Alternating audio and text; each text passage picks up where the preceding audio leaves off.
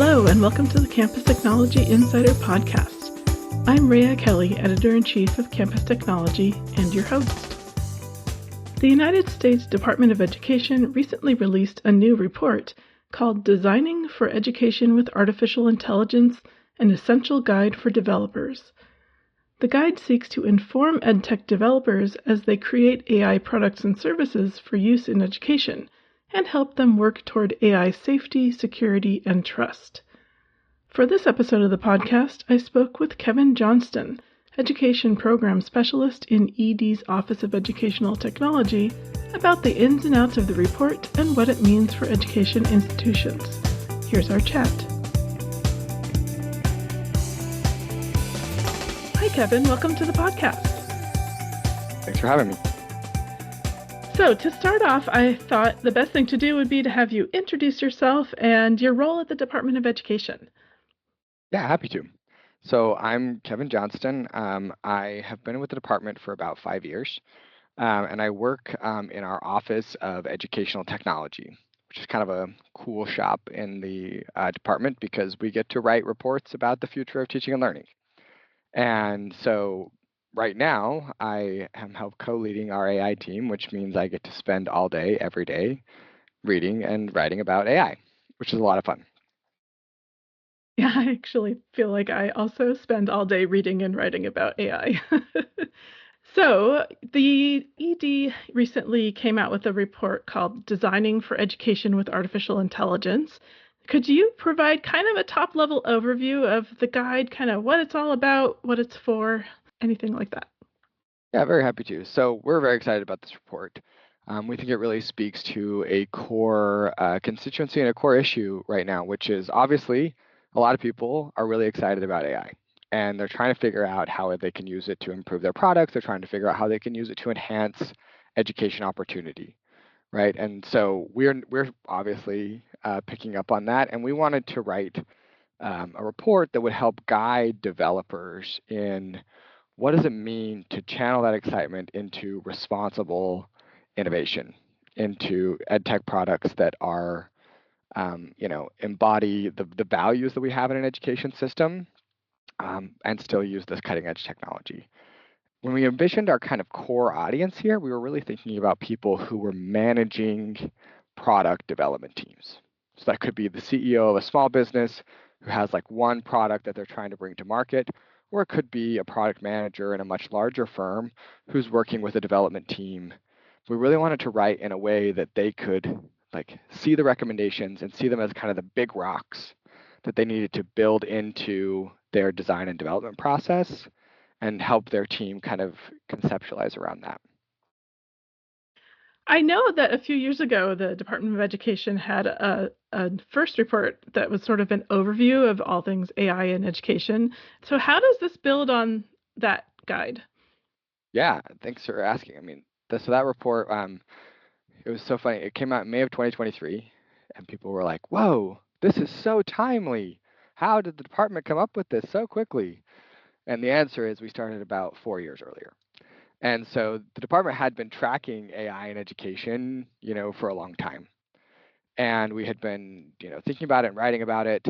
And what that report was really to think about going back, all the way back to like the 1960s, 1980s of like seeing AI in terms of automated decision making make its way into the classroom and then tracing that all the way up to the present moment.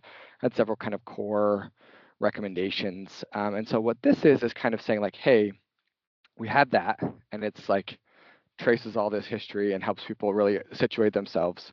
Now let's center ourselves in this moment and say, how do we move forward in a responsible way? So that AI report had a kind of central metaphor that was like AI should be a electric bicycle and not a robot vacuum, which is it should help you do what you want to do faster and better and more efficiently, but with you completely in the driver's seat all the way. And so with the Ed Tech Developers Guide, we're saying not only should it be an electric bicycle, it should be a safe one, and one that people have assurances about the quality and that applies for local road laws and things like that. And so we're really trying to help push that metaphor a little further for people and say, how do we do this the right way?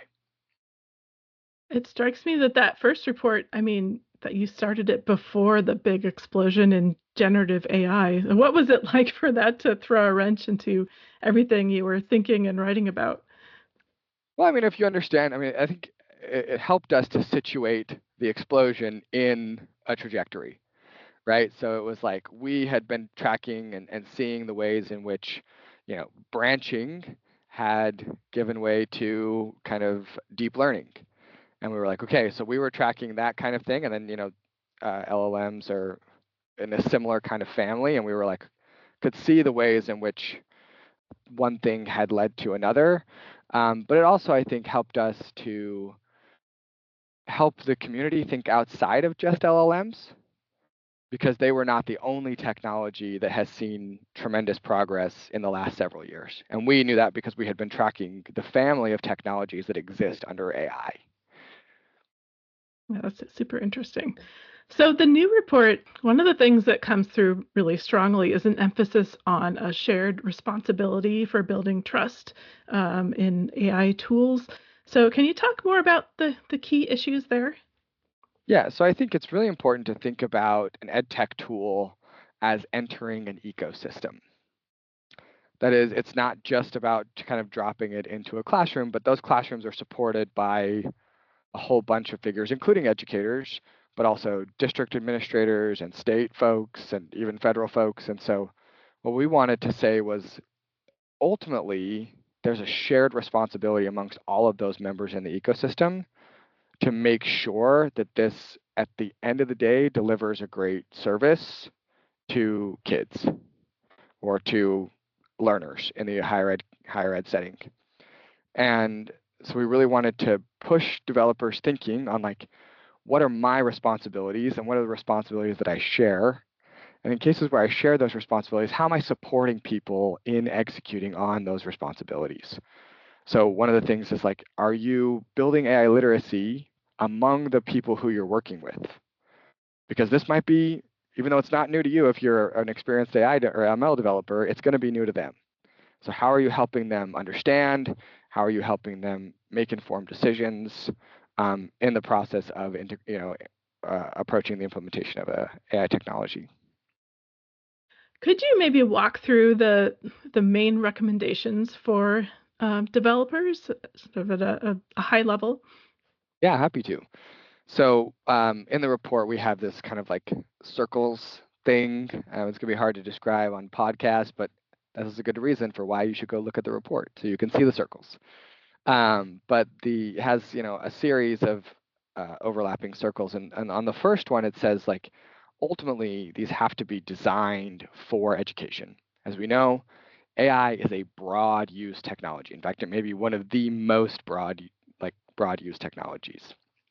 And so what we want to think about is how are you really making sure that whatever AI system you're using is purpose built for an education context. And we think that means a lot of things, but one of the things that I would particularly draw attention to is it means working with educators in the design and development of education materials.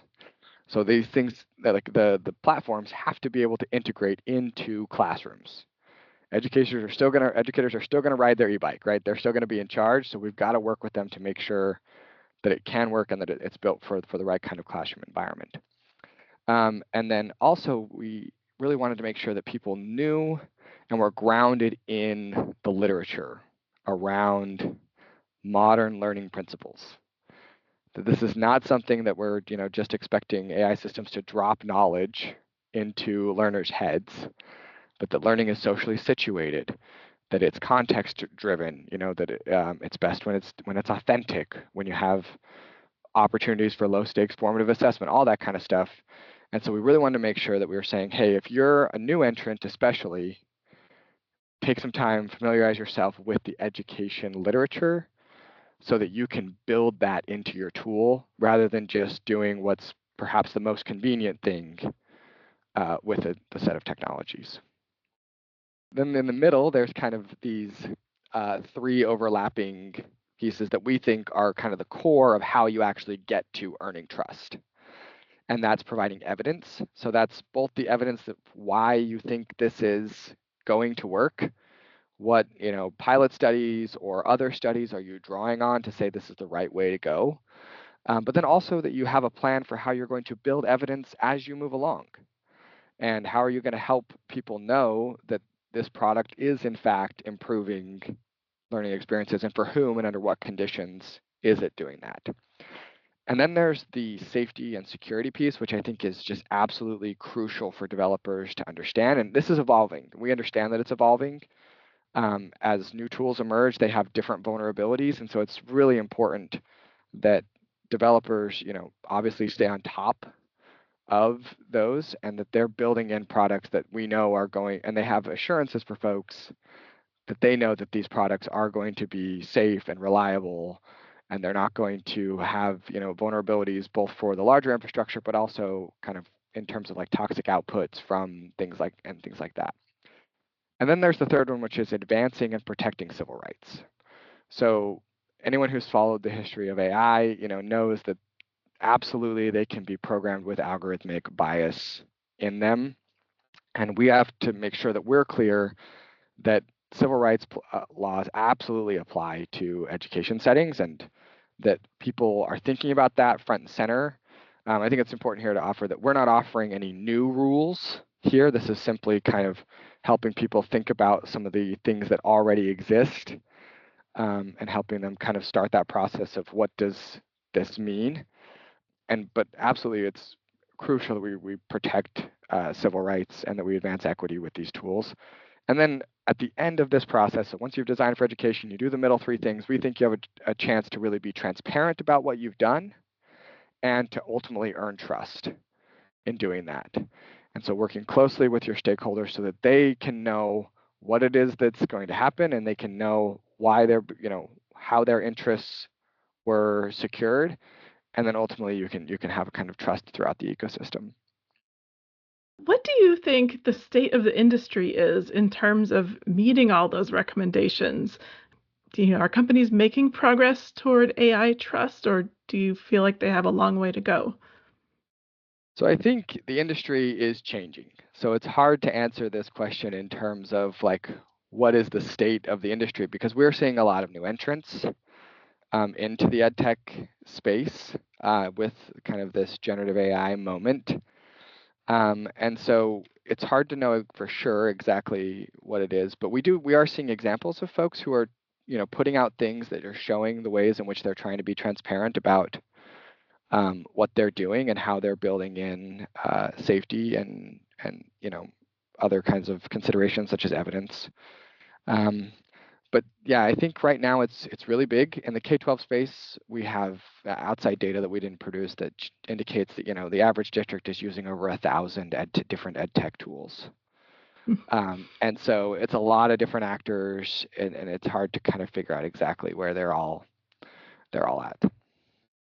Yeah, I have heard from districts where, they're struggling to standardize or just at least cull down the number of, you know, tools for the same purpose that are in use. Because it's hard for IT to support so many different things at once. Yeah, absolutely. And it's hard to get kind of quality assurances on each one of those different things. Yeah, yeah, and cybersecurity issues as well. So, although this guide is geared toward the ed tech developers, are there things that educational institutions can learn from the recommendations? Because, like, to me, it seems like it could translate well into, let's say, questions that, any university should ask of their ed tech providers, or even just a set of expectations to guide their technology decision making. Yeah, for sure. So you can think about this and what comes next in the kind of from the Office of Ed Tech is kind of a classic kind of supply and demand piece here. So we've talked to developers about what they need to do, but of course there's a demand side of that that also is kind of mirrored in what we're saying to developers. And we're actually in the process of building an educator toolkit and setting up some guidance for higher education institutions as well through a higher ed brief. And so those will kind of clarify specifically what is in the purview of education institutions or districts or schools. But it's not hard to see some of these parallels. So if we're asking developers to make sure they have a plan for how they're going to build evidence, then schools are going to need a plan for how they can help developers get the data they need to build evidence. And then, likewise, if it's safety and security that we're thinking about, schools need to be prepared to ask the right questions of developers so that they can get the assurances they need in terms of safety and security. And then on civil rights, very much so, we're saying developers, you need to be aware of civil rights responsibilities. But in many cases, those civil rights responsibilities fall on the schools to ultimately, protect the civil rights of their students. So you can see all of the kind of mirrors that are happening here, and that's why one of the shared responsibilities that I mentioned is the chance for ed tech developers to build capacity, help work with schools to build capacity, so that they are helping to bring them along, so that both of them can ultimately work together better down the line.